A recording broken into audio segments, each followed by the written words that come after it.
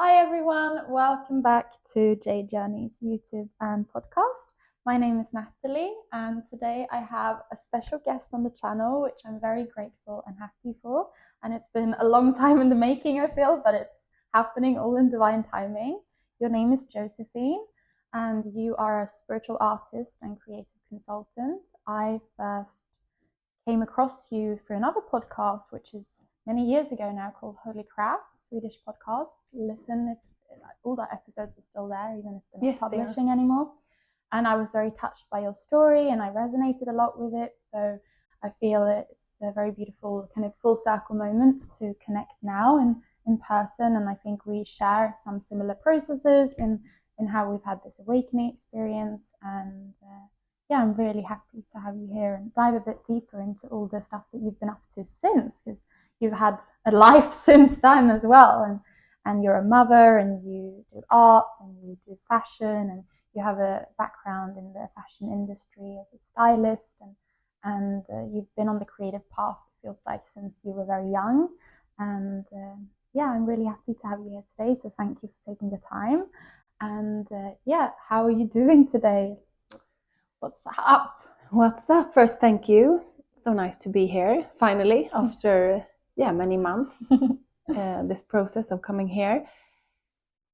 Whew. We're just out of eclipse season and I feel we've been in a karmic washing machine. So yeah, I've been deep in those processes and just every day feels like an spiritual retreat, coming layer by layer, coming back more and more to me and my true essence, and clarity for the path ahead. So I'm fine. I'm very grounded today. It feels like that, but it's been a challenge these couple of months with this eclipse, but everything is divinely orchestrated for our highest evolution. So we've signed up for this. So I'm grateful for the process. So I'm good. I'm good. And the sun is shining and it's October. It's so beautiful outside here. So nature is really helping to ground and anchor the energies in, and also so much connected to beauty with all the colors and the leaves, and also the process of death and rebirth now when the leaves are falling to the ground. So it's very much a mirror of what's going on inside and what we need to let go of and release in order to create space for the new that awaits. Wow, yeah, it's so true. And it's so powerful when you start to feel into that seasonal change that's like around us, and how we're part of that change. It's happening inside of us too. It's cool how it works. And we wanted to mention as well that you are a projector in human design, for those who are familiar with the human design system. And you're a Leo sun, which we share, and Cancer rising, and a Pisces or Scorpio moon, which is very beautiful. And I feel like we acknowledge that we have a lot of fire and water elements in our charts, and I feel that also influences how you navigate these astrological transits, like how your charts orchestrated as well, and what elements are impacting you. And now, like with the earth, I felt recently this autumn very pulled to ground and be in the earth and like land on the earth. And like my breathwork instructor was like, today we're going to have a session where we just like root our roots deep into the earth, because that's the thing that holds us stable even when everything else is like fluctuating. So yeah, it's beautiful to tap into the elements and the seasons. Yeah, it helps us to really create balance within our own elements in our body. It's so important to anchor the higher frequencies in that we received during the eclipse season, the codes of remembrance, and also the Schumann resonance has been so high. So we received a lot of light codes. So that's why nature, staying hydrated, is so important. So to use all the elements, we're having candles, the fire element, water. It's always a dance with the elements. And you have so many different pillars of what you do today, and you have so many different certifications and education, and also just life and motherhood and all these other different initiations that we go through. But I know that you've done the shamanic like medicine wheel training, so I guess that you also very tapped into how we can alchemize through elements and through rituals, and we spoke briefly beforehand about that as well. So I'm curious to hear, like, what daily rituals do you do, and also maybe seasonal or in different parts of your life, or any ceremonial creations that you do or offerings. And yeah, I just know that you're very knowledgeable in this, so I want to hear more. How can I dive into this? Every day is a moving ritual, I feel, and I move very intuitively with my rituals, connected to the shamanic path, but also connected very much to the Egyptian mystery schools and the teachings there, and the alchemy and the feminine wisdom of always moving with the seasons, with the cycles of life and nature, and within our bodies. So I'm very much into home magic. It's a mix of, you can say, feng shui, different ways of tending to my home space in order to create clarity within, but also it's like a moving meditation, moving things around, circulate energy. And I can work with salt, I can work with cinnamon, I can work with other like bay leaves, burning bay leaves. It's so much magic in these. We have them in our like in the kitchen. Yeah. So sometimes I make like a simmering pot of spices just to create a feeling in the home that can just be there for a couple of hours and create this aroma in the home. But cinnamon is very much connected to abundance and to this richness of life. So one thing I do many times a week is blowing in cinnamon with through the front door, and also washing. One. And I can use cinnamon also in my hair, like after washing I can just sprinkle some for the crown chakra. So, and sometimes create a salt scrub for the shower with cinnamon and honey, and so the home is like the canvas, and it affects us so much. And if we have a cluttered mind, often we have also a cluttered space. So to really clear and cleanse the space with that lens, to create clarity within, and to you process so much while cleaning, clearing, moving things around. So I don't have a set rituals I do every day, but every day I clear the home in some way. Open the windows, open the doors, to sweep the floors like multiple times a week with salt water, or with like I can have Palo Santo water or some other kind of clearing water, saging. I use a lot of witchy tools to create the energy in the home, because I spend a lot of time in my space, so it's so important to have a high frequently cleared, elevated space, and you can really feel it in the energy. And it's like the place where you start the day, where you end the day, where you process life, where you go out in the world and then you come home, and that should be like a it's retreat. a mirror of yourself, like it reflects your state of being. But body, like for myself, like temple rituals for my body, like dry brushing.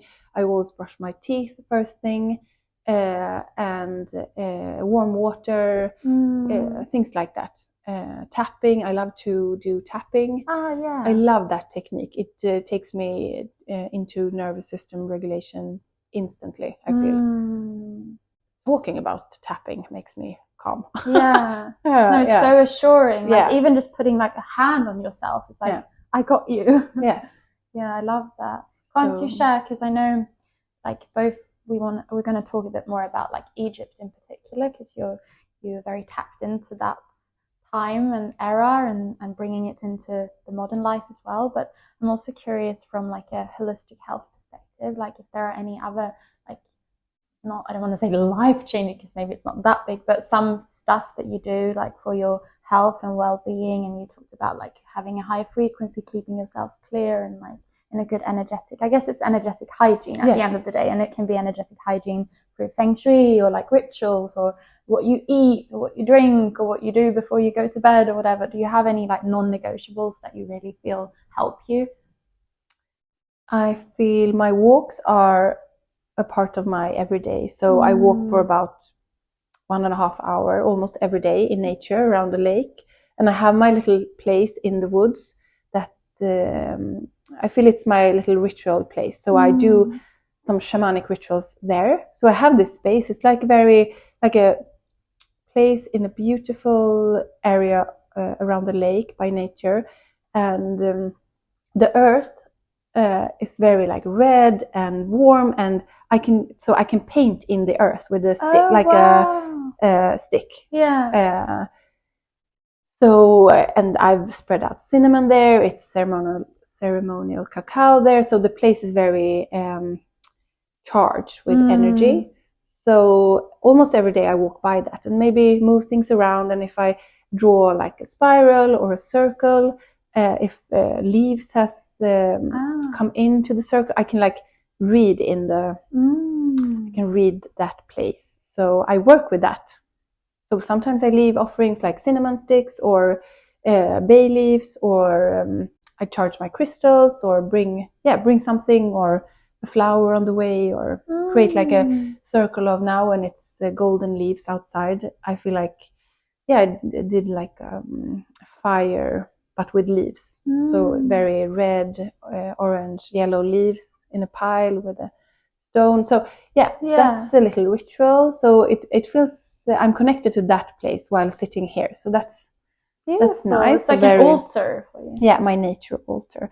But yes, I said tapping, dry brushing, shower. I shower every day, and I use the shower to cleanse and fill up my energy. So I visualize like silver light cleansing in the shower, and then golden light filling up.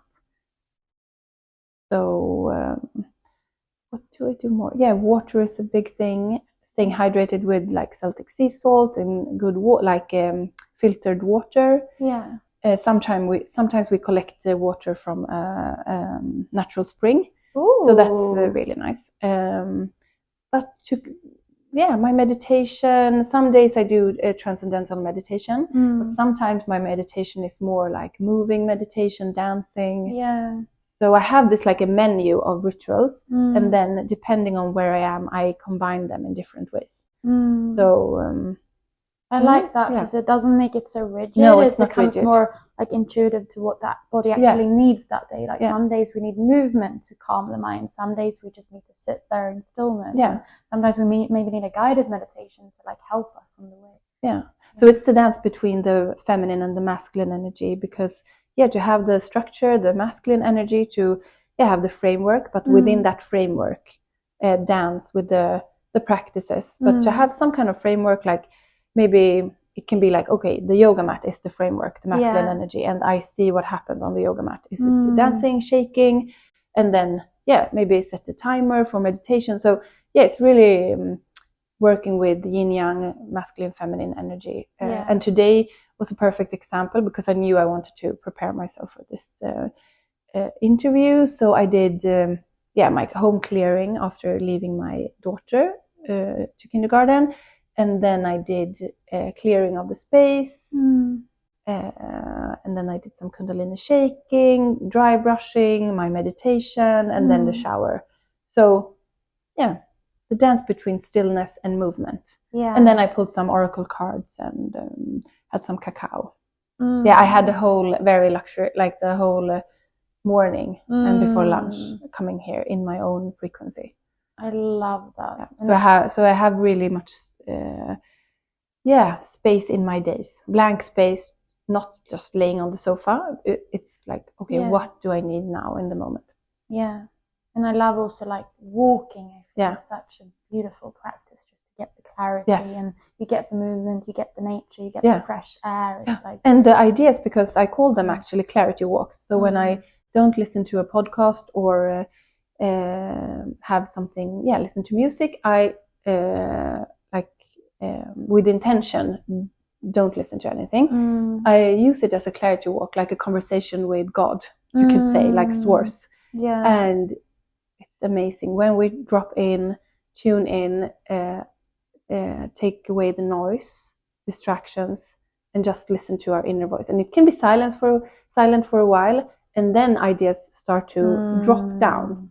The insights, the ideas, the messages. So yeah, it's just about getting into the silence. Yes, and the repetitive movement of walking. Yeah, it's like a meditative clarity walk if you set that intention. Yeah, I get so much creative ideas. Sometimes I go for a walk to clear my mind, and then I come back and I just have so much creative juice. I'm like, oh, I need to do this and this and this, and I just like flow for hours. Yeah, it's amazing.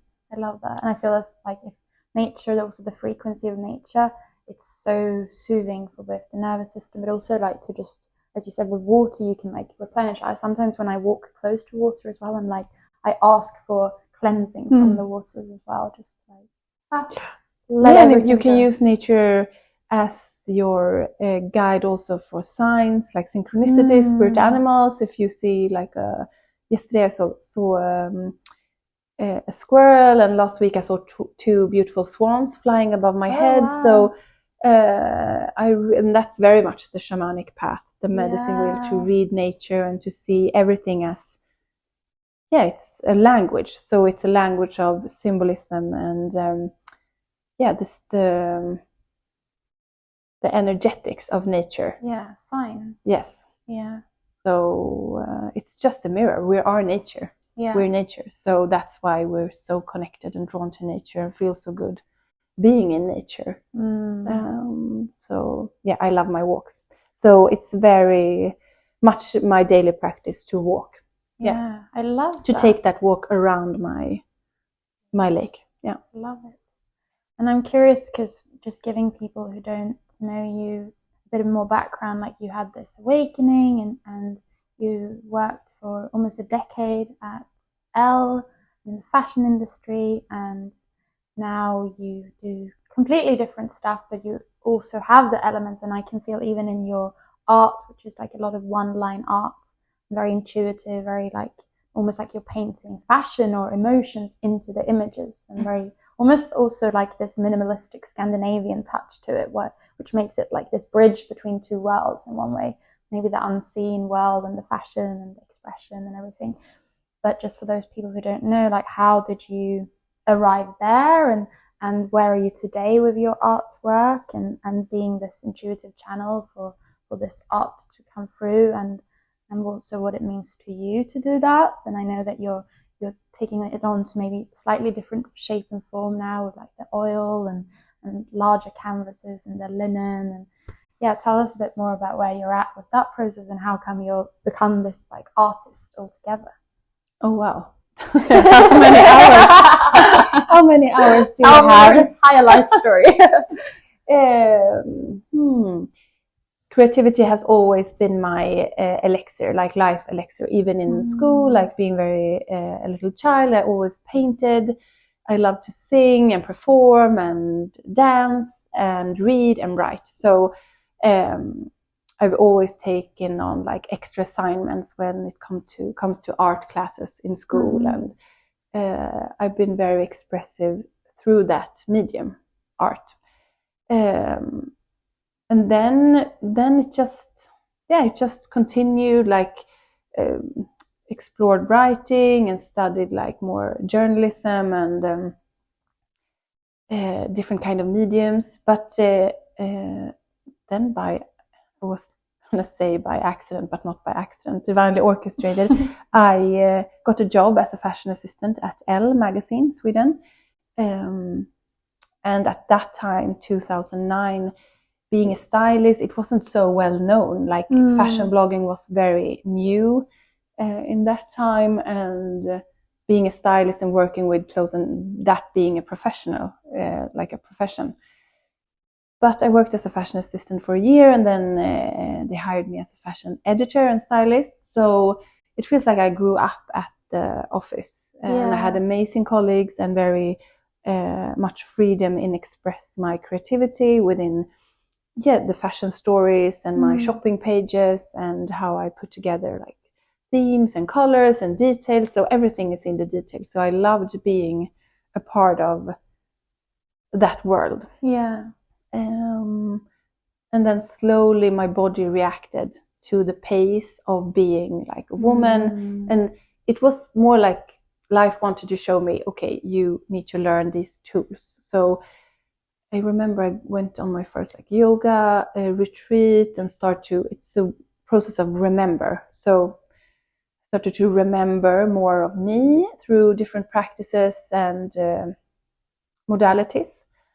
So yeah, and that started a process of me quitting my job, or life was more forcing me, like, okay, you was going in that direction, but now we're guiding you in this direction.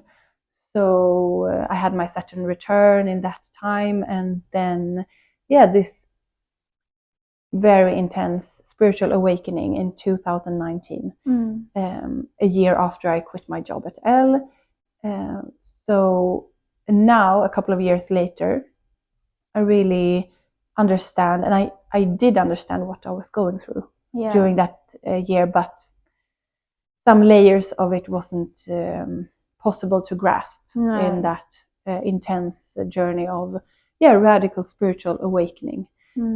But that's what it was, radical spiritual awakening with no support and understanding around me what I really needed. And I feel many people have shared with me that they know someone or heard people, especially women, going through the same thing, being mistaken for crazy, like a modern witch hunt, being almost locked in for their psychic abilities being switched on and for the gifts. So I was almost caught in that institutionalized. Yes.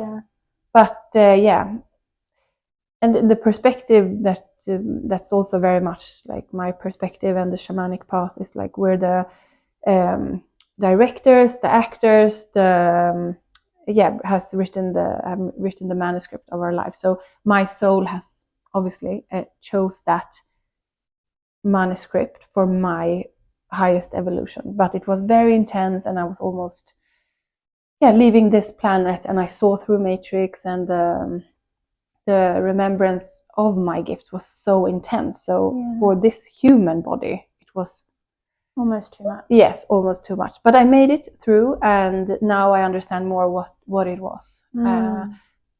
And people are talking about it more than a couple of years ago. So I hope this holistic view of spiritual awakening is more known, or will be more known, so people can get more support. Like the medicine is not like medications and being locked in or being told you're crazy. It's like, okay, we need to have support, nature, you need to ground, we need to have this support of like medicine women around you, holding space. But I made it. So thank God. Well done. That was it's also a kind of an initiation for the path ahead. So to really have been in that dark space, collecting soul parts, and seeing what I saw, and feeling all the feelings. Now I have those in my toolbox, and I can understand other people going through it. So it's a gift, and it was a blessing in disguise. But it doesn't make it less intense. No.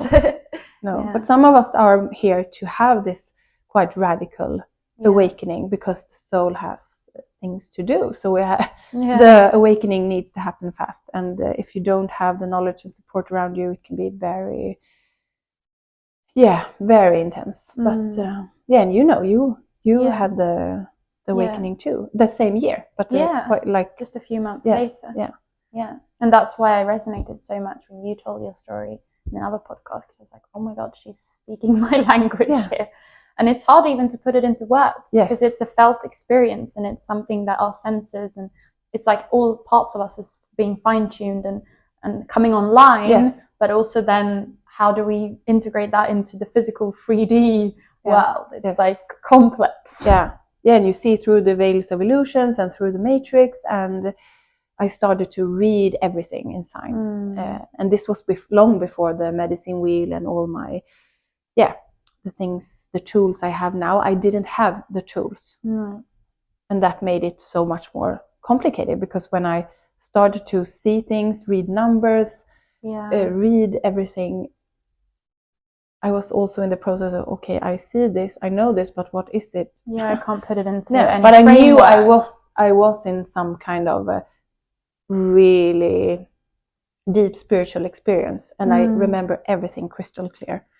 So it wasn't like a psychosis. They wanted me to like have that label, like you're how do you say in English, manodepressive? Oh yeah, no, I'm not sure. Manodepressive, yeah, I'm sure. Or psychosis, but if you have a psychosis, you don't remember anything, and I remember everything crystal clear.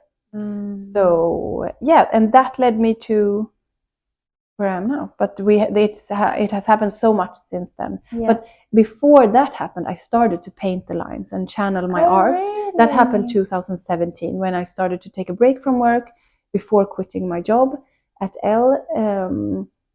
But then not having the tools, being grounded, being in the space in between, having the, a job to go to every day, the old life, the colleagues, the framework, and then having so much space and starting to open up more and more and more, and the lines, channeling them.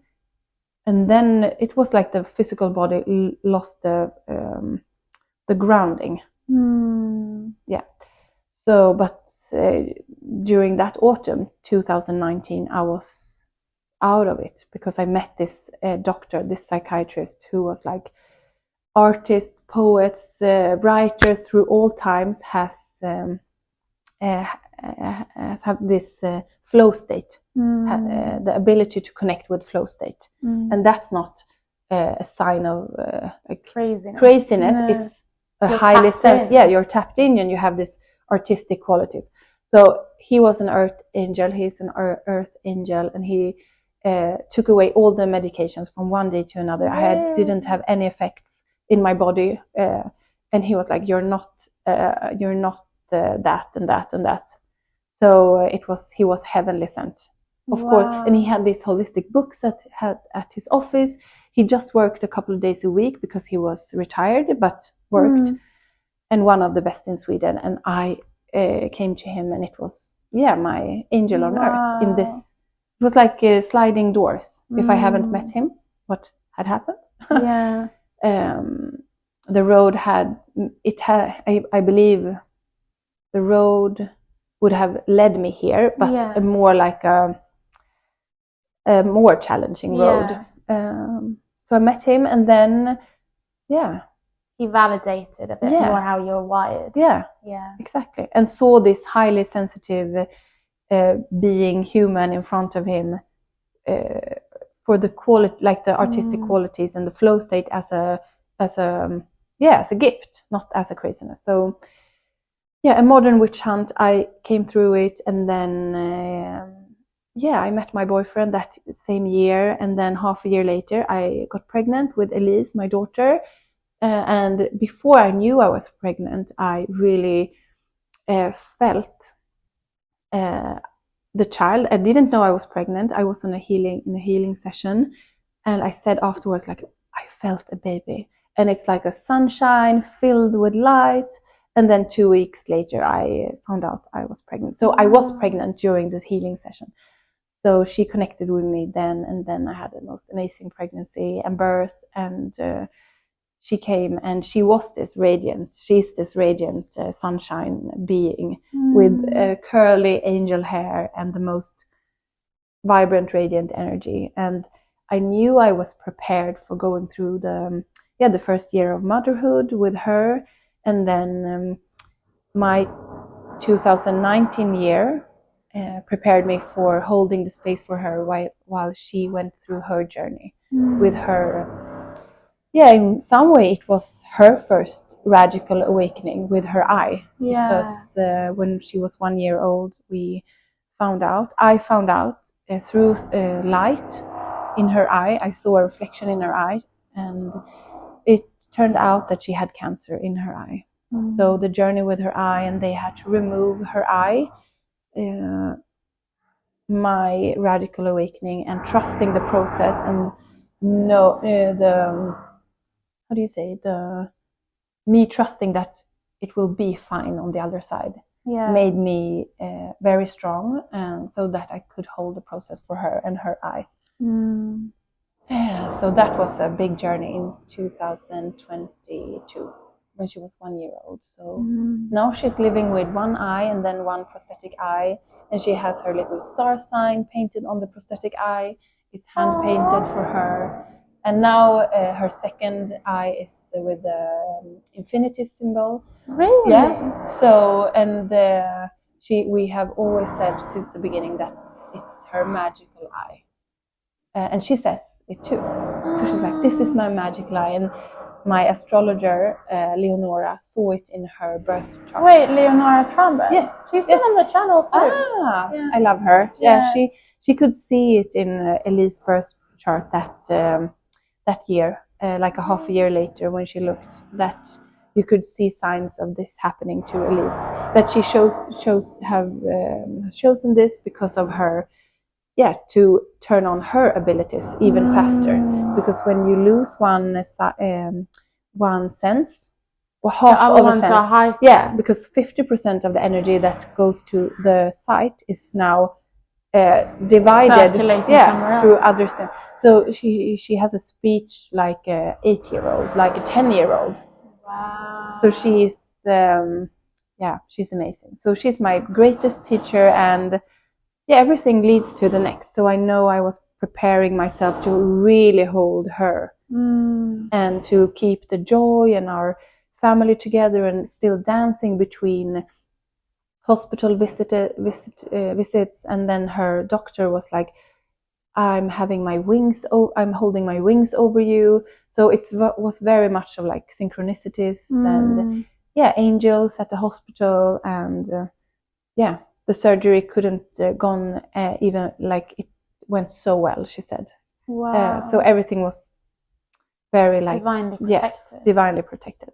And she has affected so many people that shared with me, maybe having children, children having a different, one eye or other things with the body, and parents has shared like, oh, you can turn it into a superpower. So to really inspire them to, it's not a superpower. That will limit them. No.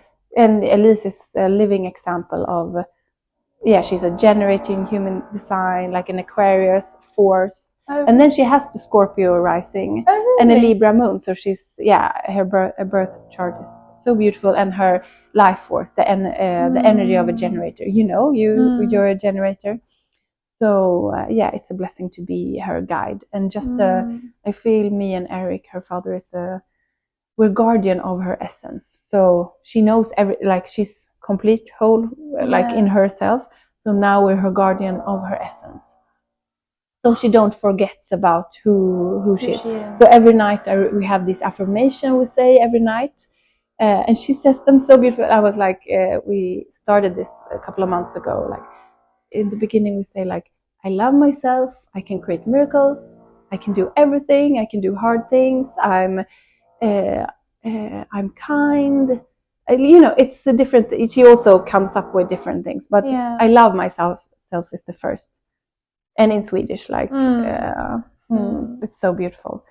And the motherhood, that's a journey in itself. So that was a year before the cancer journey, and then life has like led me here, and now it feels like, okay, nothing is on fire in my life now. No, you've had these strong initiations. Yeah.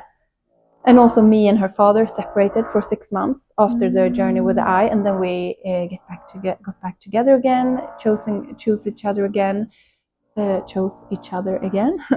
And now 4 months this year I went into the corporate world again, fashion again. But my mission there was just to, awaken the people. Put the light on. Turn the light on. And I had the most amazing conversation within this like fashion brand, corporate world, and amazing colleagues talking about human design, astrology, wisdom every day. So I know I was there for a reason. But 4 months was the month. More than enough. Yeah, more than enough. So now it's time to really dive deep into my art again, like my spiritual art, my channelings, my light codes on paper, and now on linen canvas with oil paint is the things I'm exploring now. So you're just getting started. Yes. So, and also my sessions, I haven't been so much out there with my sessions, but it's like a weaving of the codes now and the connection with Egypt and the rose lineage, the priestess lineage, and connecting to my higher mission. So it feels like I have a lot to do in this lifetime. And it's like you've also cleared, you've learned so much, you've got so many tools, you've had all these initiations, you've had the like psychic turn on, and then you've had the motherhood, and then you had the cancer journey, and then you've had so many challenges on your path that you've overcome, in my eyes, with so much grace and strength. So it's like your time to shine and put it all into and give back to people and guide people and help the people who need the support, because I guess it was evident when you went into the corporate world how much people are longing for these kind of things that you know about. And like maybe it can be just like something simple as human design, learning about that, realizing, my days should be different, I should work in other ways. It can be small shifts that create a big impact that you can like guide and direct people towards. So it's very... I've collected so many tools, and being a projector in human design, I know I was working like I've been all my life being like a super generator, and it's easy to turn on that in that pace, because the most of the world is in that pace. But to honor being a projector, and that's very much being in the feminine energy and a guiding energy, and it's to really embody being a projector. And especially now, before the new paradigm 2027 in human design, the new paradigm begins, and a new era for the newest human design type, the projector, is starting. So I feel it's like, okay, things has calmed down a bit, but I feel like for myself now, I'm like in a new spiritual boot camp in a way, but a soft not projector-based boot camp, because I really am on the journey. I'm on the journey to embody being a projector, because it's easy to fall back to being in the old patterns and doing mode and producing mode, because it's not about the amount of hours.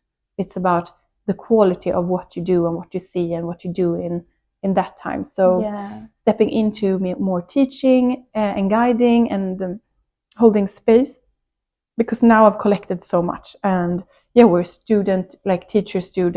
teacher all life, but I have so much I noticed that in my soul conversation sessions and healing sessions, they are completely intuitive sessions, channeling, and they really make an impact in helping other women to remember their gifts and their magic. So, and my Scorpio moon and all the shamanic path, it's so much about alchemy, and to turn darkness to light. And we all have darkness and shadow, like our shadow landscapes, our programming, our traumas, and how to put them up in the light and then to transmute them into gold. And that's that's alchemy. And very much what they did in the ancient mystery schools, and different rituals and practices to really connect to the core essence of who we are and why we came here to Earth. Like, I can sometimes I feel like, okay, what am I doing here? I'm longing back home to the stars. Yes, for the stars. You're very much connected to the Pleiadian too. So, but we're here on a mission, and also to enjoy life. That's very much also the feminine path, to be in the senses and to enjoy pleasure, and to enjoy nature and beauty. I'm very connected to beauty, and that's why I feel the art is on a physical, like a paper or a manifestation, a paper, a canvas, because they are codes. So when I leave this incarnation, moving on to the next, or if I'm moving on to the next, or where I'm going, they are here still to radiate and to activate and to the transmission of these higher frequencies. Because I feel many of us who's on this path is on the path of supporting the awakening of this planet and consciousness, like the human consciousness, like the evolution of consciousness. So it's an interesting life to have, because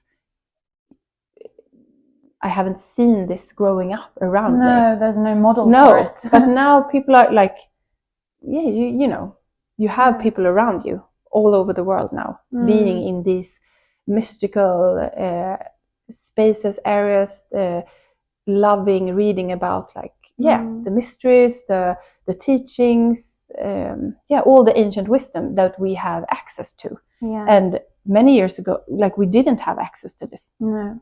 So we couldn't put it into words. No, and now we're also connected through Instagram and the digital world, and that's a blessing and a curse, of course. But you really need to be sovereign in your way of using technology. But when we use it in an aligned way, and not for numbing or distraction and getting lost in the algorithms, you really can access so much connection with other women. And also teachings and and sometimes, and also share your message, like in this podcast, for example. And sometimes just hearing someone else say a word can activate something in someone else, oh, the rose, the path of just hearing that you can almost in past life, and you remember because wait, there's something within you. It's like small pieces activating. So words are very much magic. The words are spells. How we use words matters. So when you hear a word that resonates with your soul, with your blueprint, with your codes within you, it starts to coming online.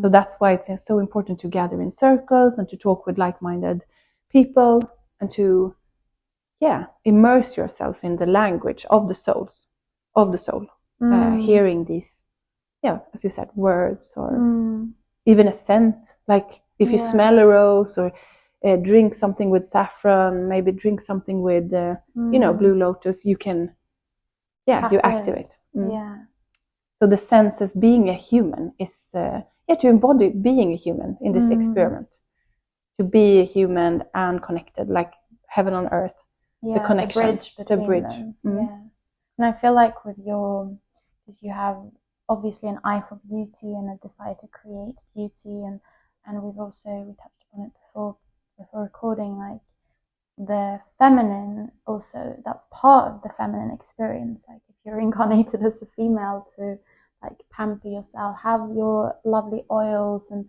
it feels like you're on this beautiful path within that space as well, and to make that ritualistic life, and also to do that in every form, how you dress, or how you brush your hair, or everything can be done slower and more mindfully, and then you bring kind of the spirituality into those small daily moments as well. It's to combine and to create rituals around a mundane thing, to brush your hair. You can program your brush, mirror magic and beauty magic, in for every brush stroke I take, I activate my aura or something. You can, or when you dry brush, you can really also, because everything is energy. So when you dry brush, you can also imagine moving emotions, because emotions is connected to water, the moon, and when you get the lymphatic system going, you move around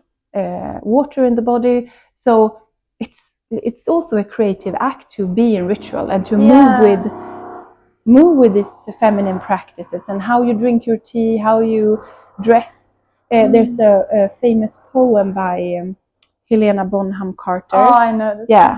Everything is art. The way you dress, the way you do your grocery list, the way you everything. I love that poem. Me too. And it's a reminder that women and people through all times has honored the body as a temple, and to adorn the body, and to dress, and to have jewelry, and look at women from ancient Egypt in these paintings and everything. You know, it's honoring of the body, because the body is the vessel for the soul. So why is it's of course decorated? We should, and also keep it clear, keep it strong, keep it clear, so we can be a channel for the light, because everyone is a spark of the divine essence, and we can express that truth if we're clear. But if we stagnant and clogged and it's harder to be that clear vessel. So it's more meaningful when if you do yoga or Pilates, it has so many layers. It's not just moving the body and workout. It can be very spiritual to it's a spiritual practice. Because we need to move the energy. And also to be in the body in itself is like a feminine expression. Like the body is, sometimes I even think of the body as art, that like to take care of the body, because it's like a celebration of your life, really. If you have a happy body, you'll have a happier mind. You'll feel more pleasure, you'll feel more comfort. Like for me, like loves yoga so much, it's like, because it's this sensation of feeling good and feeling balanced and feeling clear and grounded and spacious, and energy is flowing and you're like rejuvenated after every class, really. So the body is the home of our soul in this incarnation, the physical. So to really connect the meaning in rituals. And when you put on makeup, you can say affirmation, you can tap, you can like program, you do mirror magic, and the power of just watching yourself, looking yourself in the eyes when you to really like put a hand on your heart and like say something nice to yourself. And mirrors are so magical. Have you done the eye gazing with yourself in the mirror? And see the shape shifting? So healing. Have you experienced shape shifting? I can see different parts of myself like every day in the mirror. I use mirrors a lot, actually. I feel like they're like a portal. Yes, and you can connect with different timelines, because when you're doing like eye gazing, if we would do eye gazing, if you're in the zone, you can really start seeing parallel lives, and that's a really beautiful practice to do with yourself, because then you're being reminded of, okay, this is not everything. Like this life is not all there is, because there's so much that we don't see. And that's even more of the experience, the things we don't see. It's like time. What is even time? Like everything's happening now in some ways. And I feel as well, like when you have the awakening, that those kind of the matrix and time and all these things, that's just a lot of it. It's just illusions, really, as well. And to remember that we're here in this experience, and that makes it a remembrance of taking this life very seriously, but also not seriously.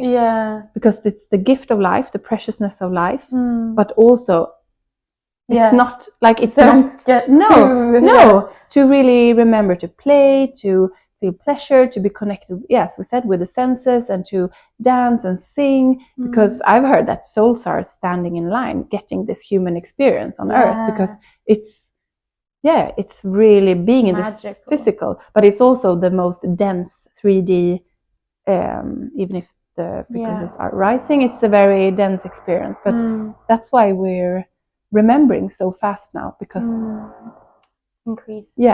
So we can make it, it's like really creating this experience, and remember that we're the creators of our reality beyond time and space. So how do we want to paint this life?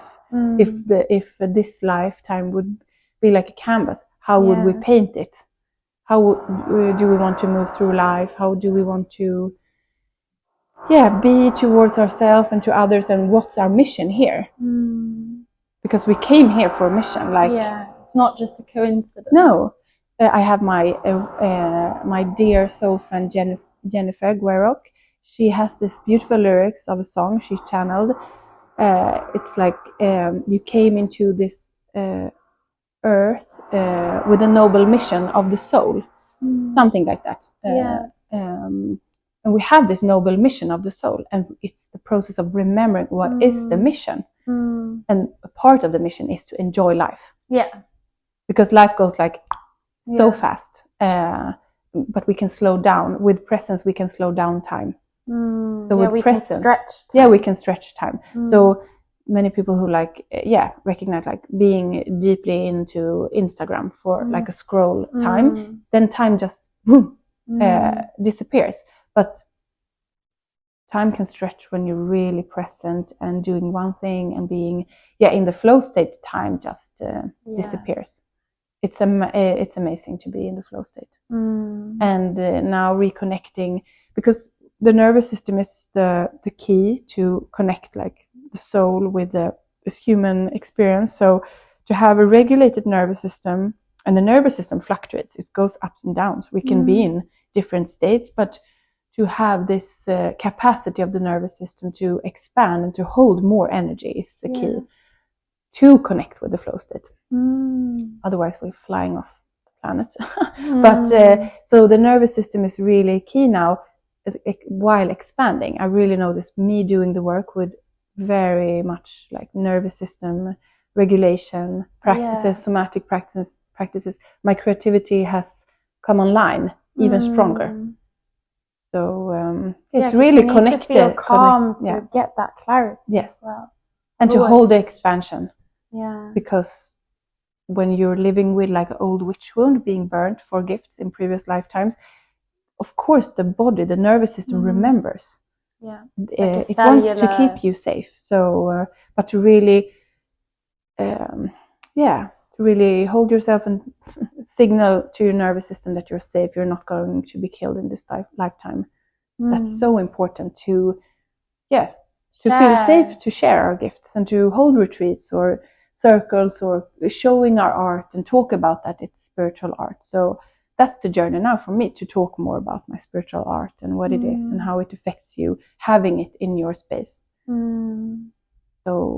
that's so beautiful. And I feel like it feels like because you've also mentioned to me that you have done like sound healing trainings, you've done Reiki trainings, like you have so many, you're very good with like the human design system, to be magnetic, and you're very fluent in many modalities that you can then weave together, and then kind of the sum is greater than the individual parts. So you have a good eye to also help people to like, okay, you need to hear maybe a bit more about this system, or you need this to navigate what you're going through, or whatever. So yeah, it's going to be exciting to follow like how your teaching role and guiding role and also the art comes out, and what different channels and forms and shapes and everything. It's like a weaving, like a golden web of a tapestry of all the things I've collected. And we talked about earlier I'm very much into numerology, of course, all the modalities, numerology, and I'm in this intense, that's like a path of mine in this lifetime. I feel like, okay, it's very much intense periods to activate, because now I'm in this collective year 9. We're in this collective year 9, all of us. And then my personal year this year is 9. And then my life path is 9. And I turned 36 in August. 3 + 6 is 9. So it's these 9, 9, and 9, 9. It's very much ending cycle, culmination, gathering everything I've collected, and then year 1 next year. So it's a beautiful time to really like, okay, what have I learned? What have I gathered, remembered in this 9-year cycle? So I'm just this channel, this vessel for what's to come, and to inspire people and to activate with my words or or my art, or even with styling is. Because that's also an expression of the spiritual that you carry. And to dress the soul is, that's so interesting. Both how we have, like, how we decorate our home. The Helena Bonham Carter poem, how we dress is art. So how we want to express our soul, our authentic way of dressing this temple. And you can really see your wardrobe as a very intuitive tool. How do you want to feel today? Do I want to I chose black pants for grounding, for the masculine energy, and I have this white wool knitted sweater for feminine energy, like the white being like more. So it's so beautiful to use how you dress in a more, you can have so many layers of definitely meaning. And it also changes your energy. Like Yes. I'm in an era where I just love having a dress because I feel so free. Yeah. I feel spacious, it's flowy, and like even the kind of fabric, like since my awakening, like I'm very particular, and even my mum's told me in retrospect, like you were always very particular about like fabrics because you were so sensitive, like your skin and what you put on it, and like there's a whole world within the fashion industry to like use good materials, and materials, and like not loads of plastics that disrupt us and our energy and our frequency. And it's very potent to again alchemize. And to reclaim that beauty of how we dress, how we put on makeup, if we use makeup, and to use natural fragrances, and to not be ashamed of being vain, because it's honoring of our human temple. And look at Greece, the ancient temples, the Venus goddesses, Aphrodite, Venus, Isis in Egyptian mythology. It's a way of honoring our body, and to use beauty as a bridge between worlds. We're designed to seek beauty in nature. Look at nature, look at the rose, look at the flower, the sacred geometry coded within the rose, for example. It's magic. And seashells, and the sacred geometry, and how we're affected of sacred geometry. And my lines are very much connected to the sacred geometry, the Egyptian teachings, the mystery schools, the codes that can help us remember who we are. Like in Lion King, Simba's father, like, remember who you are. We're in this remembering phase, and then to share our gifts and not be afraid of shining our light and not dim our light, and to be our fullest expression, and to turn on the volume all the way up on this avatar, on this archetype, or on this character. Because this is just a game. It's like a video game, this life. So the game of life, how can we play it? And how can we fully, and then all the challenges, we see them as blessing, like, thank you, creator. And then how can we level up to the next level? So me being in corporate world within fashion now for a couple of months, it was, okay, it's a new boss in the game. Okay, I made it. Okay, ka-ching, next level. And then we're always, because we grow through challenges. A life without brings out these qualities that we carry. Maybe we need to then use courage, or we need discipline, or we need to be even more mindful, or whatever. It's like bringing out the gifts in us. So then to have the point of view that we're like grateful for the challenges. And me being through the thing I went through 2019 with my radical spiritual emergency awakening with almost no support. Like I know I have support always, like we're having our guides and angels with us all the time, but and I chose this extreme path of awakening, but to really see challenges as a blessing, and like a stepping stone on our evolution. Earth school. So to say thank you, and to, like, I know in Kabbalah, we talked a bit about Kabbalah. I know David Guillaume talks about, okay, when a challenging situation arises, you can like stop, pause, and then say like, thank you, what a pleasure. Pause, what a pleasure. Pause, what a pleasure. And that's I try to practice it with, like, having a morning with Elise, going to kindergarten. Sometimes things don't go as planned, but to have the luxury of time with her and not going to an office in the morning. I have my days, I have my spaciousness in my days, and to really honor this journey of motherhood, because it goes so fast, and to really be present. And to show her another way of life. Like, we can go a different way to school, to just look at the lake, or to smell the flowers. Really, like, to stop and smell the roses. And she does that. And we look at the flowers and we hug trees and we bless the food. And sometimes she do this heart meditation before we eat, and she does this symbols in the air, like almost lines in the air, connecting the heart, and then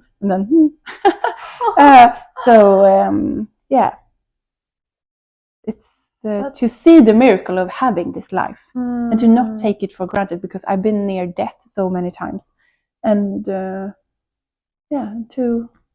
stop sometimes and pause and really come back to center and to regroup when the world is so prone to distract us, and the world is in like flames and chaos and so much is happening, and still hold the center, because we can only, it's the way we nurture ourselves and cultivate our heart, our connection to ourselves, and to radiate that ripple effect of that. And the thing is, I think when you also have those kind of near-death experiences and you realize just how precious and just how short life is, it's like life is just a series of moment to moment to moment to moment.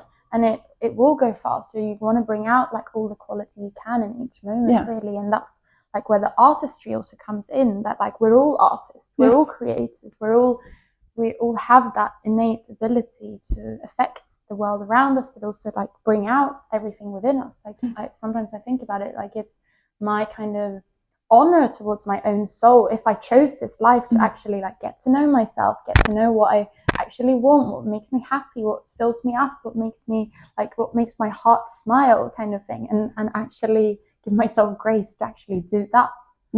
And to create what you're here to create. And to have this this high frequency when you're connected to joy and authenticity. Authenticity is shown now to be the highest frequency, higher than love. But love, authenticity, creativity, these frequencies, then you're on that level, on that radio station, so you can channel your gifts in the most potent ways. And then when you're in lower frequencies, like we always have the polarity, dark, light. It's not like how do you say? You don't need to put more, like we all have dark and light within us. That's the game of life, the polarities. And to navigate when you have a more low vibe day, it's not to blame yourself. It's like, okay, how can you nurture that part of you? What wants to surface? What is ready to be seen or revealed and healed or processed. So it's having tools to navigate through the light to the most happiest days and the darkest days. Because if we're not connected to the dark within us, it's hard to know what the bliss state feels like. And many people are walking this earth in the numb state. Definitely. Also, people are scared of going into the dark. Because we haven't learned the tools to deal with it. And that's why I'm so grateful for the shamanic path, the medicine wheel, the witchy school. It felt like I went to Hogwarts reading, doing the shamanic path. When my teacher said like, okay, after lunch we're gonna learn tarot cards, I was like, I'm at Hogwarts. Oh my god, I've always felt that I'm waiting to go to Hogwarts. Like, when will my letter come? But they have these kind of schools in England, I think. What's the name? The Richard Finlay School. Oh, really? I think that's the name of a really witchy school. Like for channeling and for mediumship and for everything. Because it's like even in the Hebrew language, which like Kabbalah is the esoteric method, but it's also has the connection. It's like the spiritual aspect of Judaism, and even the word abracadabra is I create as I speak. It's like a spell. And the power of our words. And to have intention and the power of words, writing, like soul journaling or just intuitively putting pen to paper, because then we're so connected. And the way we speak, the way we talk to ourselves, because the water has this remembrance, the experiments with water. We're like so much water, so our thoughts, it's the ripple effect. So everything comes back to this self-love, the compassion. And if you have self-love for yourself, you can also have so much love for others. So it's everything starts with you, so you can give from that place. So if everyone would like learn this in school, or now like Elise is going my little shamanic school at home. Imagine children growing up really learning to love themselves and feel that they are completely whole and worthy as they are. And now our process, like for me being 36 years of remembering that, because I didn't grow up feeling that, because no one showed me that was the path.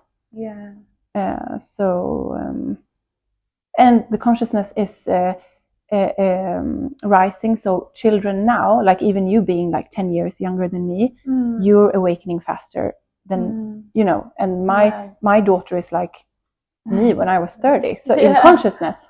So it's amazing to watch these little souls coming in with no karma, almost. Like I think many children now being born without karma.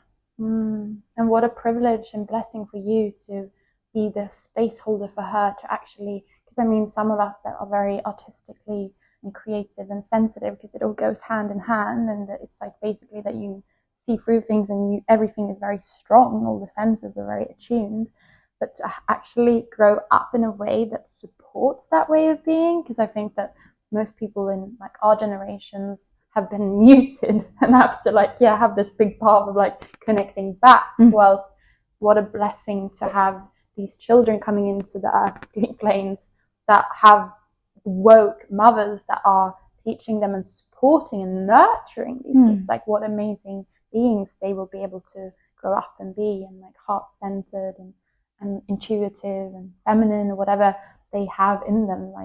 And I love what you said about that you and your on the father of Elise, that you have this container that you're making sure that her essence can like just stay intact in there.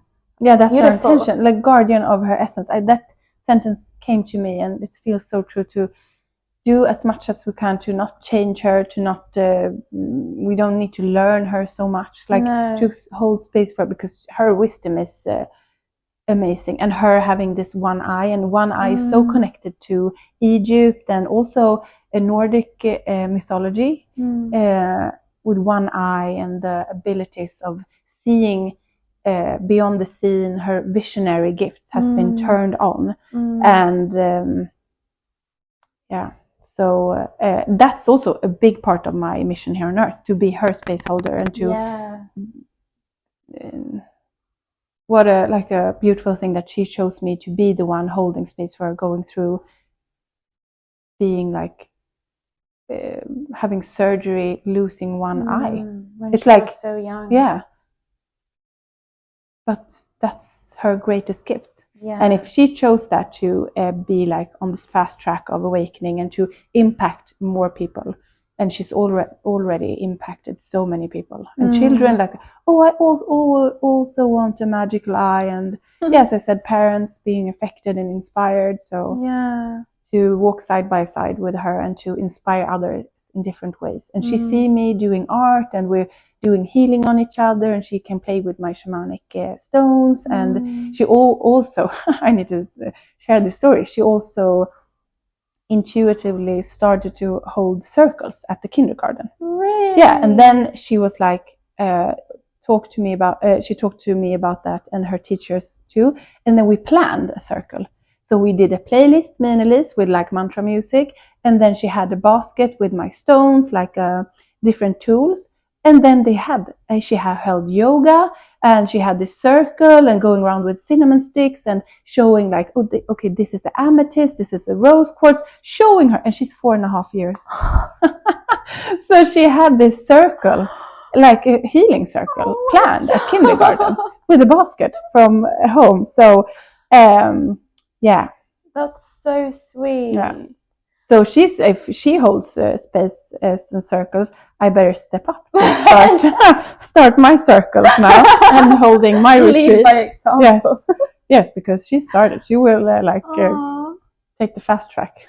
Actually, it's funny you say that, because what I've been like, a memory that resurfaced when I started teaching yoga was that when I was younger, when I was like 6 or 7, in the breaks at school, I would teach, because I was a gymnast and I loved gymnastics and I just wanted to show others how amazing and fun it was. So I would teach, me and my friend would teach gymnastics in the breaks for other girls. So it's been such a nice little full circle moment when I've been teaching yoga, because it's like little Natalie that was loving teaching gymnastics, just like holding like a little session 1 hour every break, and then to circle back to that, like when you're later on, like 20 years later, it's potent to be. Yeah, and it's so true, because that's the essence. It was so early, so you wasn't affected. I wasn't. No, it was totally programmed. Unconditioned. Yeah, unconditioned. So we have so many signs and clues. If we love something as a child, if we circle back to that and pick up that again, it's so pure and clear, clean. So, and me doing art, and also love to, play and dress in mom's clothes, and me and my sister playing different characters. So weaving together the art, the styling, and also exploring the frequency through sound, like the lines, the frequency, it can also come in the way of sound. So that's why it's so beautiful to sing a lot with Elise and me, exploring sound, and just maybe diving you'll deeper. Be an artist soon and have like an album. Yeah, who knows? You never know. No, And in this life, the past couple of years, I connected with friends like Soul Family in that space, like doing medicine music and being in those spaces, medicine music, channeling rhythm, sound. It's amazing. It's just a weaving now of everything that's here. That's what I feel a bit, and I don't know if I read it somewhere, but the word weaving, like women are weavers, like we weave together things, and like life is a weaving, and like in the same way that we can weave clothes, or like that's really how the feminine energy, I feel, flows a bit, and it's not very clear how it will weave together, but it just starts somewhere, and then it like and then you create linear. Something. Yeah, it's non-linear. No, and that's with the lines too. It's like nothing is linear. It's this dance, this timelines, the path of life, and it's not linear. And it's that if we knew the path, why come here? Because it's the unfolding, the revelation of the path. That's the journey. Like the journey is the goal. Yeah. So, and the present moment is the only moment that exists, because the future we will only experience the future in the present moment, and the past is in the past. So if we're seeing the goal, then to really nurture and take care of, appreciate the present moment, and to act on what we feel joy for and excited about, we're on the right track. And to weave, and to, speaking of weaving, like to weave through the excitement and the joy and the intuition, like, okay, I need to walk that way to this yoga studio today, because you never know who you will meet. And that's the challenge today, I feel, for people to really have that connection to the intuition, to not only rush through life, because then you miss so many opportunities, people, places, synchronicities. Because the weaving of synchronicities, seeing angel numbers, getting messages, you need to be present. You need to look up from your phone. You need to slow down. You need to be receptive and like open. So to live with an open heart, even if it's easy to shut down the heart, that's to really crack open and to because then you're able to receive and to to give and to receive, and not protect your heart, because we're here to crack open and like a rose, like unfolding. Yeah, I definitely resonate a lot with that, with the heart as well, but because I feel like the more my heart opens in one way, then you're also more fragile, and you're more exposed to suffering, and stuff can really be painful at a new level, but it's also the biggest gift, because you feel much more full, and you feel much more love, and you feel more connection just to life itself, like, because you realize, like, wow, the divinity and the miracle and the magic of just existing. Like that construct me sometimes that it's 1 in a billion voila that we're even here, that I even have this soul is in this physical construct, and when you kind of come back to that, then you approach life differently. It's to connect with the magic of being alive, like the magical thing this like human experience is. Yeah. And then you don't rush when you eat your food, or you taste the chocolate piece even more, and you enjoy a cup of tea and a conversation, because it's like fleeting moments, and to really connect with what matters on a deep level, because we're here to for the evolution of our soul, our consciousness. We came here for some specific lessons to learn in this lifetime, in this incarnation. So it's to be curious and to have this childlike state, even if we're grown-ups, to have this like wide eyes of life, and to wake up almost every day with the curiosity of, okay, what's this day? What will this day show me? And also like, please, universe, God, source, use me as a divine vessel. Please use me, please show me the next step. And then you're in the rhythm of this life. And not like fighting against it and running to the bus and missing trains and rushing and missing everything. It's like, okay, soaking in, like this life can be also like honey. But if you're open to receive and to have this, live with this open heart, and to feel it all, you need, as you said, you need to be prepared to feel the whole spectrum, because that's why we're here, the whole rainbow of emotions. So to be prepared, like to feel the deepest pain, like for example going through something in love, a love relationship, that's like such a beautiful sign, if you see it, for how much you loved. And then you can feel, it cracks you open, like in a way that you can't read yourself to that like revelation of how much love, or like even emotions like grief can teach us also how much we loved, or how something meant something to us, or in that way, this whole alchemy of actually using these emotions, even though they're dark, and like I can have days where I'm just listening to Lana Del Rey and crying and like melancholy and like in a very dark mode, but then the next day I wake up and it's that very deep contraction. The next day there's so much expansion because I dared to go into the depth. And you created space. Forward. You created space, and tears are such a magical thing. It cleanses us. It holds so potent energy with the tears. So to use music in that way is so good. And also then the next day to dance to really good music, and to use, that's a very feminine way to really use tools like music, dancing. And some days you feel like more masculine practice, like transcendental meditation, is being more in the void, in the nothingness. But some days you really want to embody this body, being a female energy, and then see what the body wants to show you, because we hold so much wisdom in our body. And then you can connect with so much intuition and messages through the body. So all the tools. I'm so grateful for all the witcher tools and all the technologies coming online. I love Kundalini yoga, for example, because of the like ancient technology helping us coming online with our own intuition. We can work with everything, like or aura, like in radiance meditation, or different kriyas to really So it's like a potpourri of amazing tools that we have access to. It's a good time to be on this journey, at least to be on Earth, because we have the toolboxes in our close proximity in another way.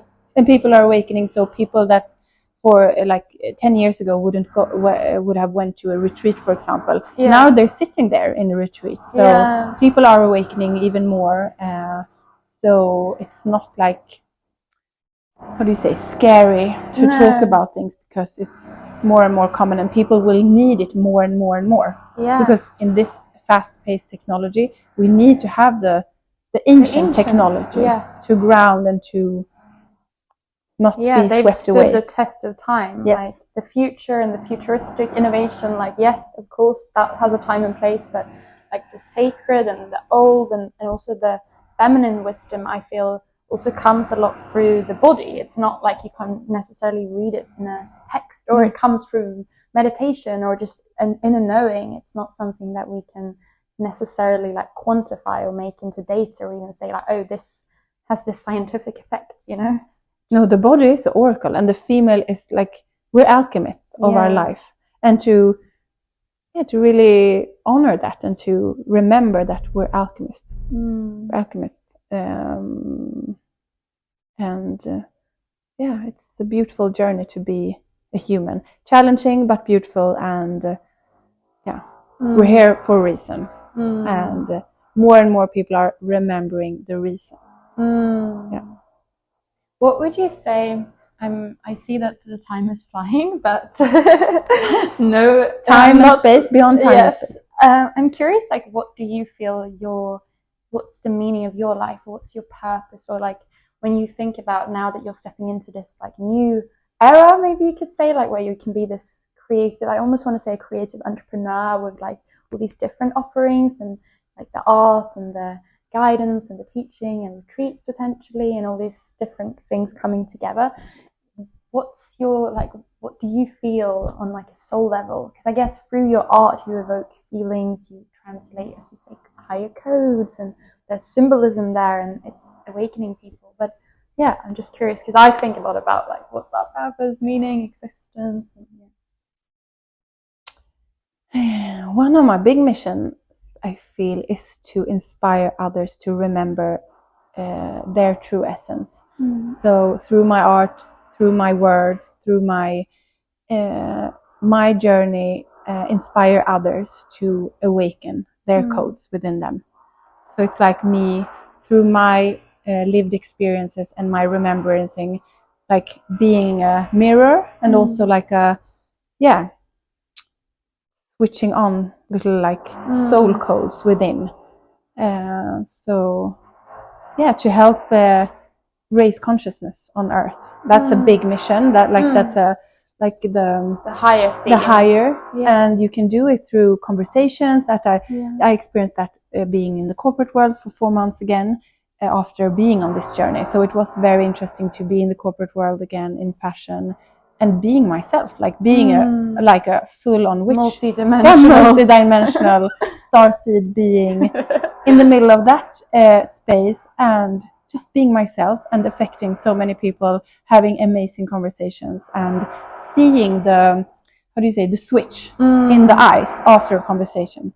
And that's what I do in my soul conversations and in my guided sessions, and also the intention to take it out like in bigger settings, like retreats, circles. So inspire others, and we remember a lot through our creativity and through our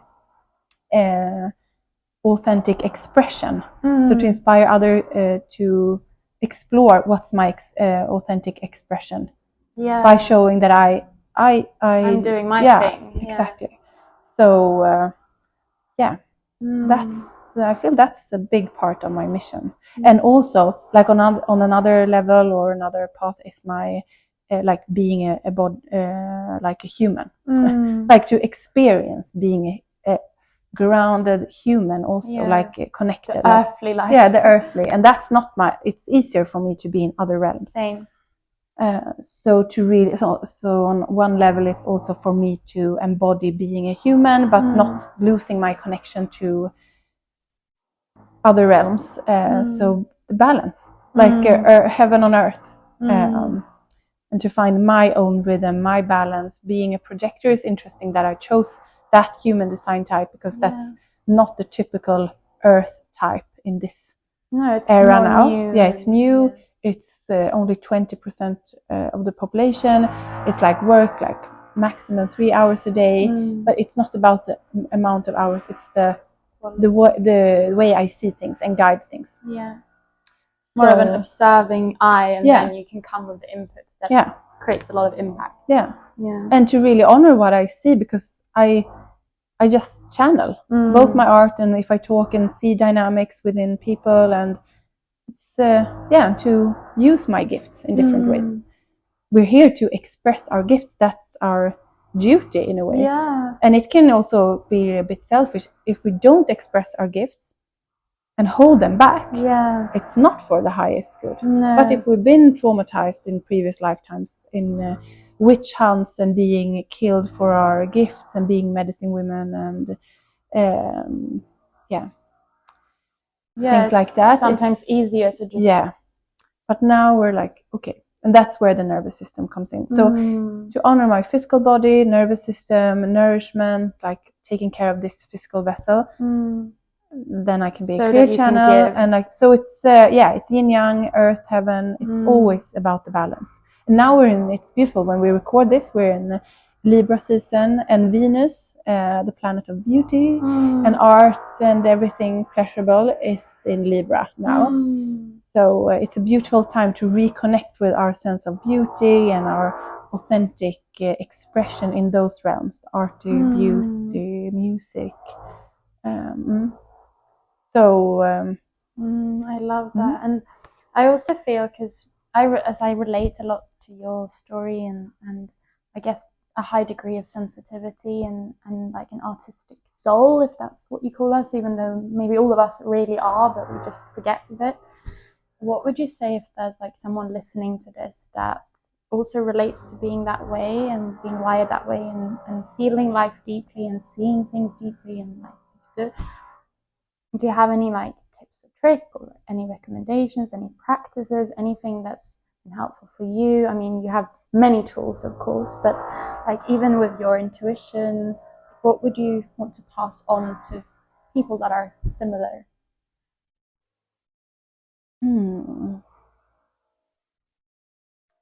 The first step I feel is really to create a relationship with yourself again, and to really nurture the love and connection you have with yourself, and to reconnect with that part of yourself again, and then to take small steps from there. Just nurture the body, create space within your body, like intuitively, like choose the type of workout, the type of movement, the way of eating, to create to really work with your physical vessel. Because when you do, you become this clear channel, as we talked about, and then you hear your intuition even more.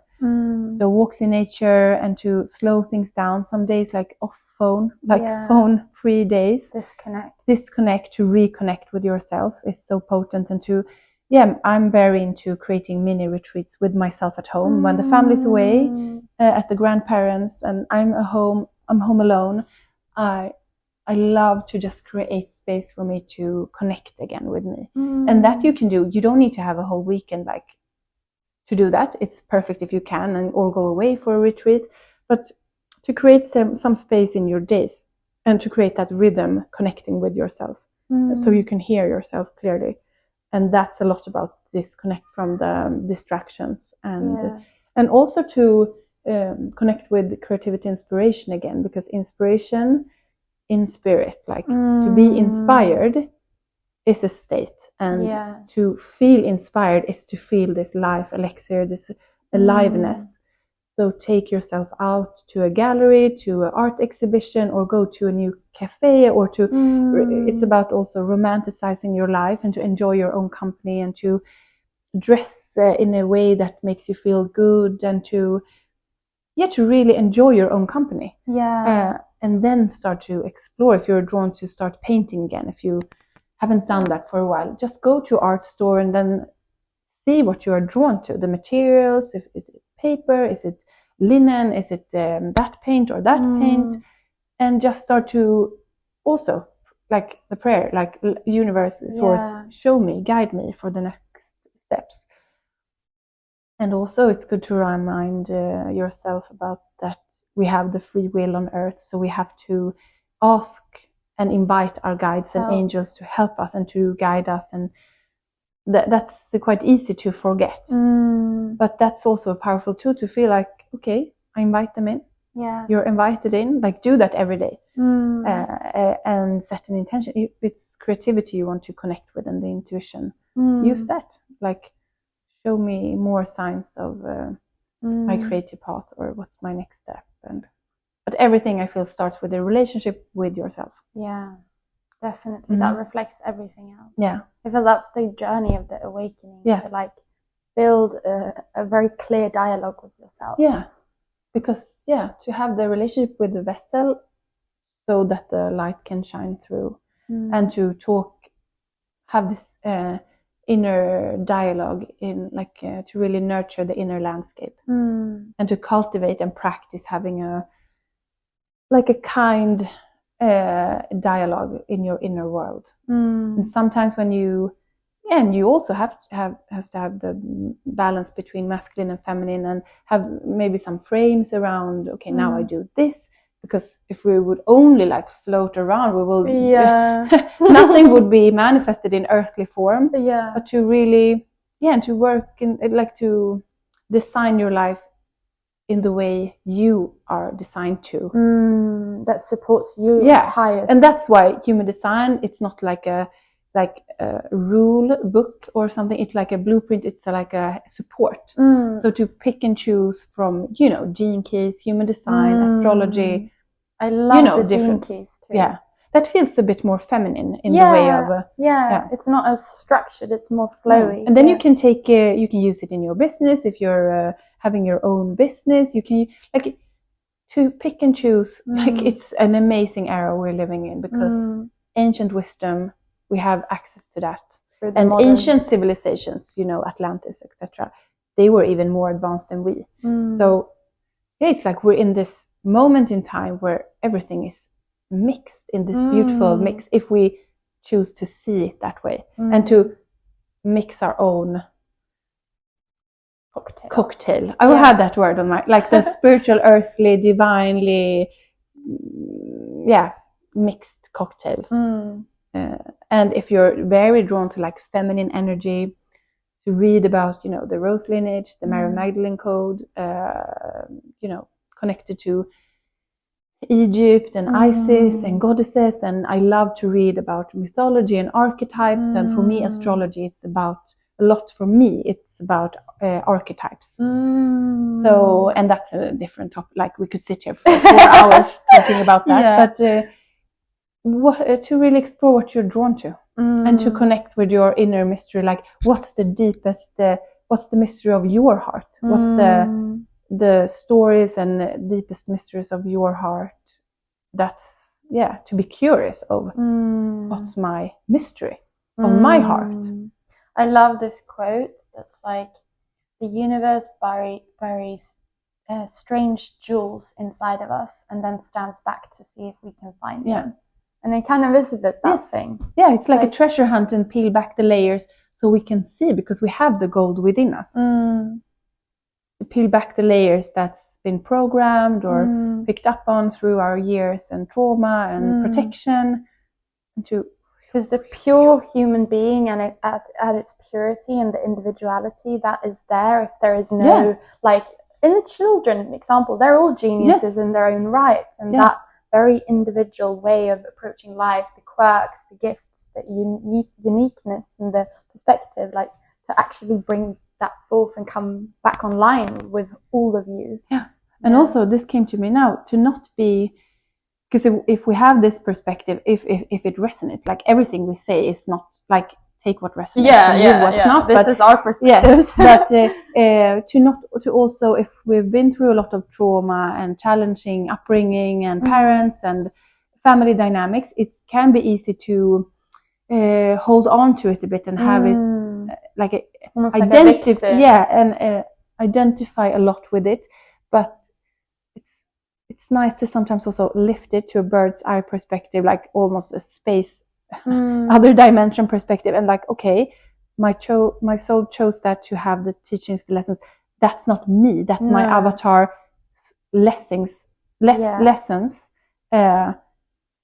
So those they don't define or hold you back for too long, because that's why embodiment and nervous system is so important. Because if you sit in talk therapy for 30 years talking about it, you will not access. It becomes imprinted. And the body needs to feel it comes through the body, the healing in a deep way. In that the body keeps the score. So to have it's always a dance between like, okay, we're not this avatar, we're not this. It's like to have a bit of healthy distance. But when you're in the middle of trauma, it's not easy. But it can be a bit liberating to feel like, okay, that's not who I am. No. I've been through it. That's my lessons. That's a part of my soul's journey. Evolution. Yeah. But it's not me. No. So that's very healthy to separate. And to have these perspective shifts all the time. Yeah. Even if you're like, say for example, you're in an argument with your partner, it's so healthy to sometimes like lift yourself up from the situation, because often it's just two children in a sandbox fighting. Two inner child. Inner child. To be seen. So and that's to use all the tools to just, we're light beings having this human experience. A spark, like a piece of the divine. We're like stardust sitting here in space, like we're on this rock in space. It's trippy. Like that's trippy. And to remind ourselves, and then that's why we don't like to remind ourselves, as I said, like not take life too seriously, but also like why be intentional. And it's such a gift. So it's always, it's a bit of like, it's double-sided. And to learn how to dance within your own psyche and way of navigating life. And everyone has a unique way of navigating life, and to move through discomfort and to move through, even if it's challenging astrological transits like the eclipse season and now, Scorpios in Mercury and it's always something. But this time of year, October into end of October, we're coming into this witchy season where the veils are very thin. The Celtic Samhain is approaching, like in the end of October. So it's a beautiful, mystical, magical time to connect with our deeper layers. And our more psychic abilities. Maybe. And to not be afraid to explore like what comes in silence. To be with ourselves in silence. And then dance with life. Maybe go out dancing, maybe go out meeting friends. And then it's always like, okay, out in the world and then retreat. Out in the world and then retreat, gathering. Process, filling up, and then nature. It's like, we're not meant to just sit in an office by a computer like for 8-9 hours a day. We're not robots. We're more like the cyclical beings, and especially being women. With our moon cycle. With the moon, like with also the weather, the sun. It's not, nothing is like stagnant and permanent. It's always moving. And to really also listen, do I want to eat this today or this? Do I want warm, cold? Do I want to, even when as we said, clothes, do I want to wear black because of like protection, or to turn up like magical abilities, or white for purity or clearing, like clarity. It's a creative act to be alive. And I love Rick Rubin's book. Me too. The Creative Act. I feel that's the newer version of The Artist's Way by Julia Cameron. So those two are very nice, like the masculine book, Rick Rubin, and the feminine, like Julia Cameron, to combine them.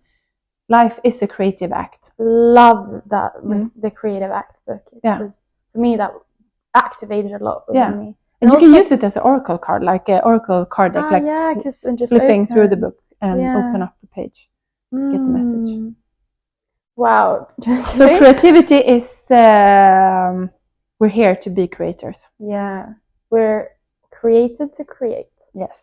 Also, I feel, just on an ending note, because it's been like 1.5 hours just flying around, but also women, like we're portals, like in also the way we give birth, right? We bridge this non-seen world, like literally a soul comes into our body in this magical way, because it is crazy how that works. And you said it yourself, that you felt that actually happening and like connecting with your daughter even before you knew you were pregnant. So women in particular, we're very close to both life and death, I guess, and to honor that. We talked about before we recorded about, in many ancient traditions and like mystery schools and the shamanic path and initiations, rituals of life and death, like to really fully live in this lifetime, we have to experience dying in this lifetime. It's even someone said that, like, you have to die a few times before you can really live. Yes. Someone said that, yeah.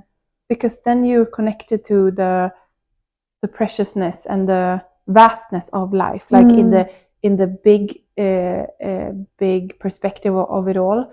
If we live like 100 years, it's a blink of an eye. But time and space doesn't exist, so we can stretch time and do make this it very meaningful, very meaningful, qualitative. And to really nurture and cultivate the things that really stands the test of time. Cultivate our heart energy, our relationships, our the way we act towards other people, our creativity, and to be creative and to share our gifts is also to honor life. Because life creation, women creating babies, the universe creating stars, planets, rhythms, nature, and not be afraid of death, because the trees now aren't gripping, holding on to the leaves. They're like, every leaf is falling in divine timing, gracefully, and create a new cycle, a new fertile soil for new flowers and trees to grow and get nourishment. So, and we're nature, so to not resist change and to resist things within ourselves die, like patterns or job titles or relationships. It's a part of everything changes all the time. That's the only thing impermanence. We know. So being a woman is a very creative path. And being in ritual, being in ceremony, holding retreats to create the space and to move with the group of people. You can have a set like idea, but then when you're in the space, you start to feel in the group, feel into the group, and then you change and move and dance very intuitively, depending on the dynamic of the group. So we're magicians. Yeah, we definitely are, like alchemists and energy readers and all the things. And now we're not going to be killed for it. Exactly. So let's do it. Let's get to work. Let's get to work. Let's take our magical wands and just be the fullest versions of ourselves. And if it takes some time and practice to be secure enough in the nervous system, it takes that time. But to start to unfold the self. Because the journey of a lifetime is to become our fullest version of self, and know that we're completely worthy of whatever that is.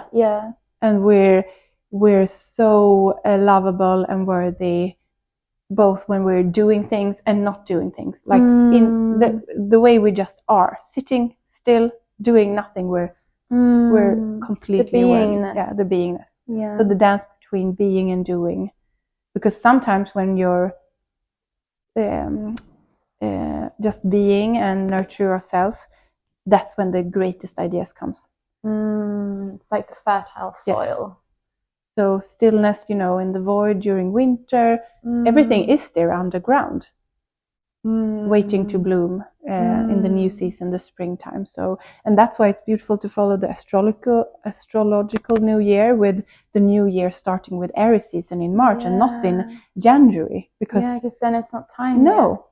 So, but I feel October, the month 1 in numerology, 10 and a 1, it feels very much now after eclipse season like a reset month. I agree. So it's very much we've been in this karmic washing machine clearing. So now I feel a lot of people have gained quite a lot of clarity on the next steps. Definitely. And if that's been the path of like clearing away things to be more focused and clear, that's the path that I've been on. Like, what's my focus now?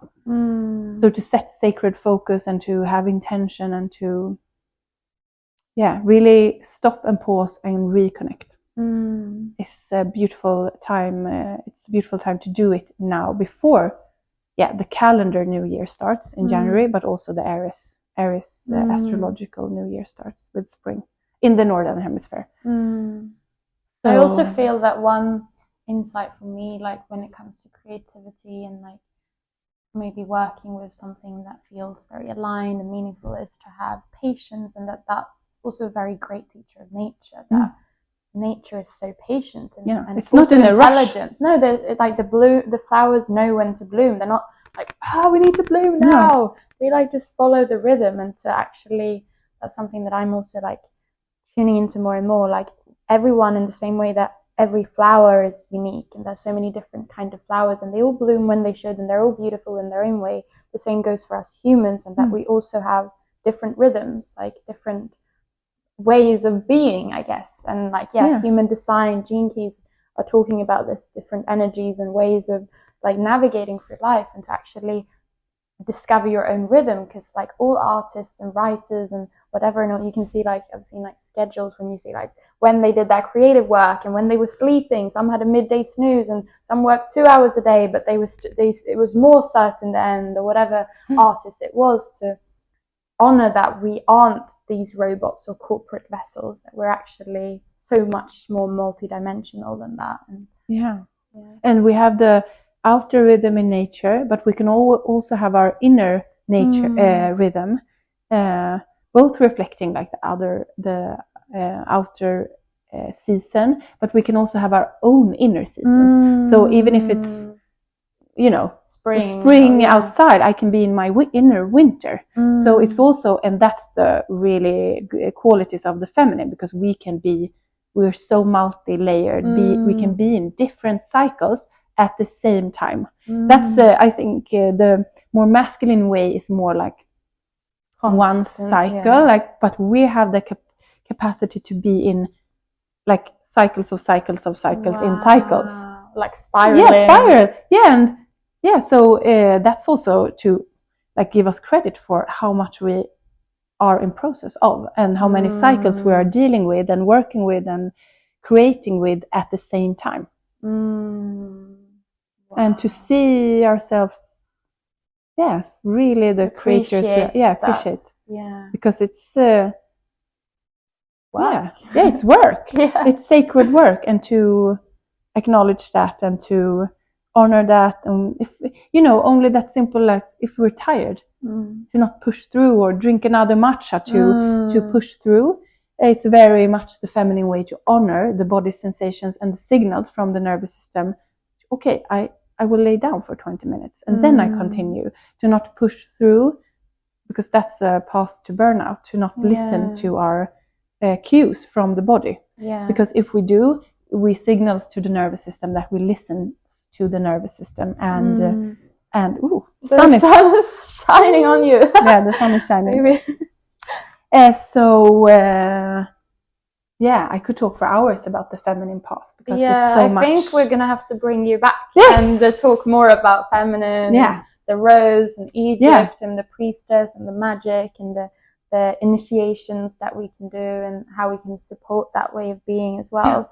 That would be lovely to talk about. Right, I feel we can make like a deep dive into that theme as well. Like now we've catched up a bit on your life since you did another recording and everything, but that would be lovely, because I see it's almost gone 2 hours. Wow. Wow. That's the way of also being a self-projected projector.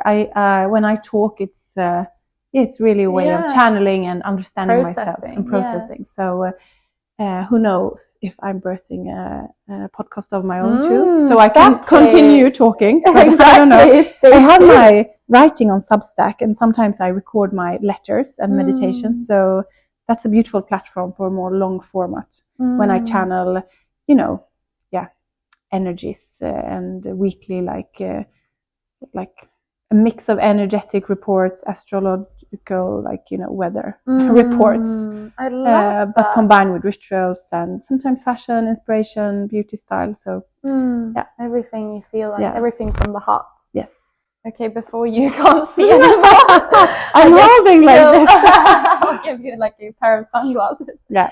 No, but we'll link all the details so that people can follow your Substack, your Instagram, and connect with you if they're interested in soul conversations, and so that they can also follow when you start publishing about upcoming artwork and all the juiciness that's going to come out of you in the upcoming times.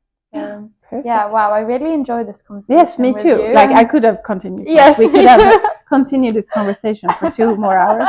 Yes. But I'm already looking forward to diving more deeper into the feminine and taking it from there. Yeah, me too.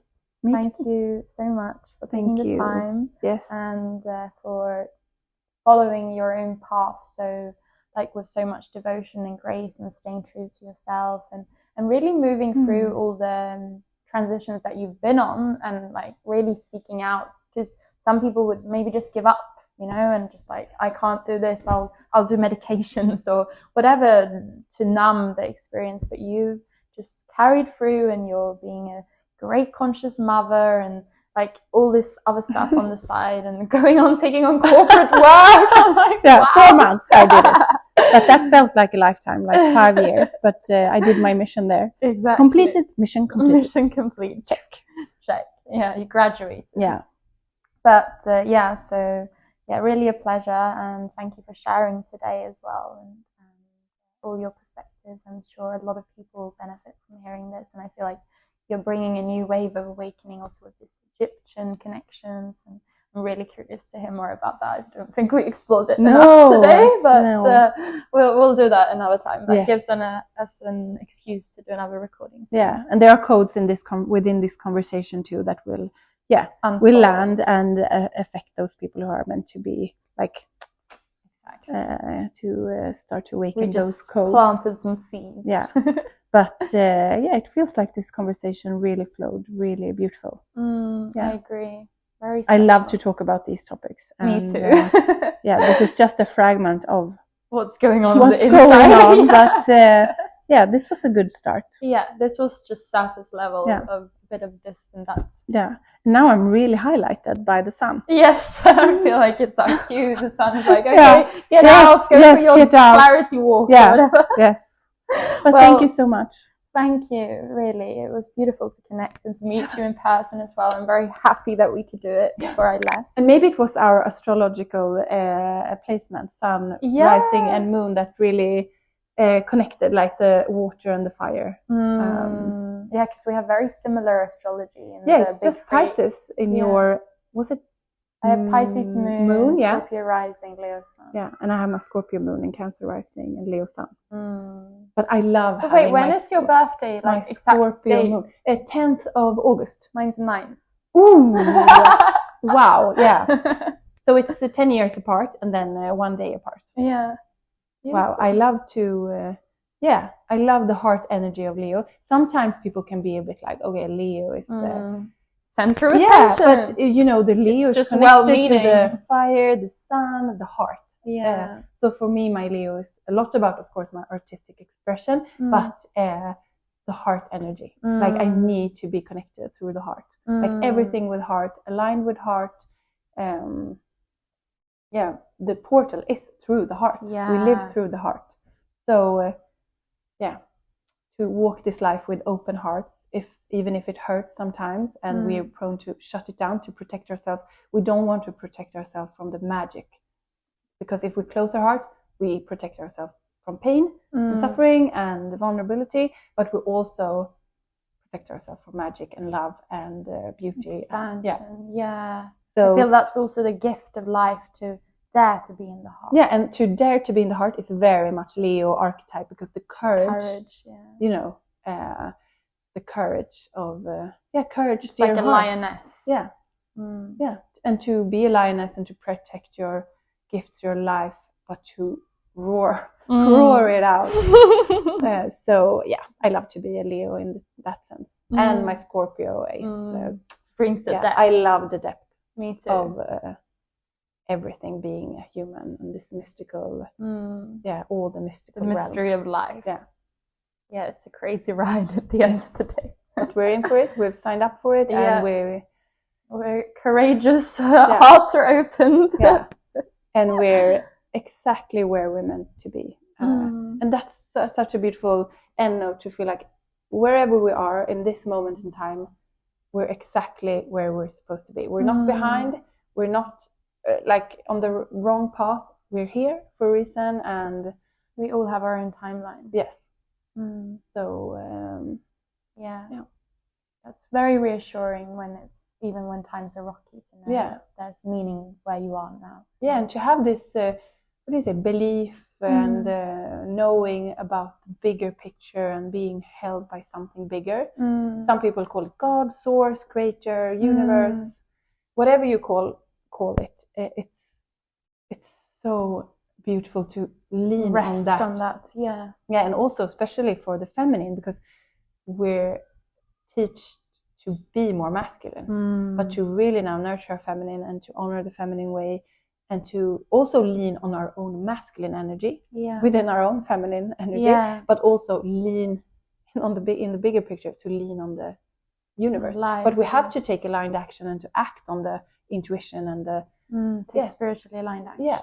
So again, it's the dance. It's the dance. We cannot be passive, but we need to be sometimes still, receive mode, sometimes action mode, and the dance between. It's a very intuitive, feeling way of navigating. You and can't think yourself. No, and that's why I feel many people are quitting their full-time jobs, because it's hard to do there's no dance room for that in the old way, and the old world is crumbling. So it's a good time to really start honoring how everything is energy, and everything will become even more based on frequency. You cannot fake energy, you cannot fake frequency, because we're all feeling frequency, authenticity. So it's a frequency game. Wow, you have so much, and also it's so funny because everything you say is stuff that's come to me too. So it's like, it's funny how feels like there's a lot of stuff that's coming on into the earthly planes, being planted in our like consciousness through meditation, through nature and stuff, and we're many of us that are feeling similar things. Yeah, because we've been really activated this last couple of months, and now Pluto is direct in Aquarius for the first time in 200 years. This Monday, Pluto went direct after 5 months of going into Aquarius, but being retrograde. But in one perspective, everything is one. So you are sitting talking to yourself here. We are all but that's now topic for another day. We're all one, guys. But that when you do eye gazing with another person, it's beautiful to do it with a partner or friend. You can really connect with that. Everything is just timelines, the same. You and me, we're just mirrors. So, and that's why you feel when you click with someone, time and space disappears, like in this conversation, and then you really meet on the same frequency. You talk the same language. You're on the same radio station. You're attuned to the same. And all the rituals we talked about in this episode is about nurturing, honoring, raising, keeping our frequency clear, high, nurtured, so we can be on that radio station. It's funny because a mantra that's been coming to me for like a year now is nourish and nurture. Like nourish and nurture, like every day when I wake up, like nourish and nurture the physical, the mind, everything. And like it's almost now at the level where like my passwords are starting to it's everywhere. Nourish, nurture, nourishment, like these words. And I also feel like with the flowers and the rose and like warmth, like to really take care of the feminine energy in that way, to like really make space for it to feel safe.